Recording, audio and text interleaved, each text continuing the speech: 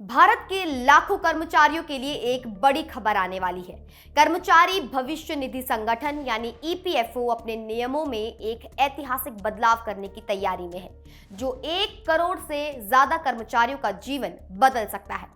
अभी तक ईपीएफ और ईपीएस में अनिवार्य रूप से शामिल होने की वेतन सीमा 15,000 रुपए प्रति माह है, लेकिन सरकार इसे बढ़ाकर 25,000 रुपए करने पर विचार कर रही है। ये सीमा साल 2014 में आखिरी बार 6,500 रुपए से बढ़ाई गई थी। मौजूदा नियमों के तहत सिर्फ 15,000 रुपए तक की बेसिक सैलरी वाले कर्मचारियों को ईपीएफ और ईपीएस में शामिल होना अनिवार्य है। इससे ज्यादा कमाने वाले कर्मचारी इन योजनाओं से बाहर रह सकते हैं और ना तो उन्हें पेंशन की गारंटी मिलती है।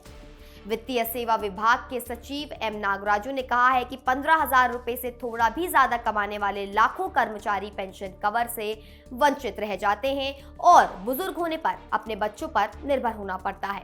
उनका कहना है कि पुराने नियमों को वर्तमान आय और खर्च के हिसाब से अपडेट करना बेहद जरूरी है।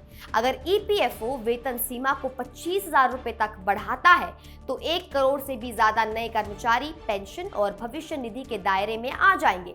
अभी कर्मचारी अपने बेसिक सैलरी का 12% ईपीएफ में जमा करते हैं और उतना ही योगदान उनके नियोक्ता भी करते हैं।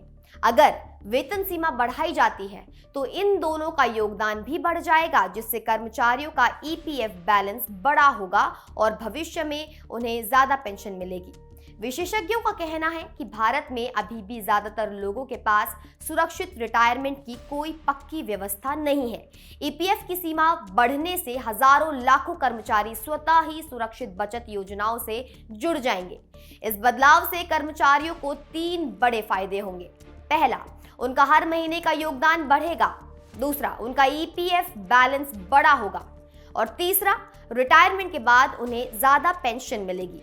वर्तमान में ईपीएफओ 26 लाख करोड़ रुपए की राशि का प्रबंधन कर रहा है और इसके 7.6 करोड़ सक्रिय सदस्य हैं। अगर सीमा बढ़ाई जाती है तो पेंशन कवर का दायरा काफी बड़ा हो जाएगा और ये पिछले 10 सालों में सामाजिक सुरक्षा के क्षेत्र में सबसे बड़े सुधारों में से एक साबित हो सकता है।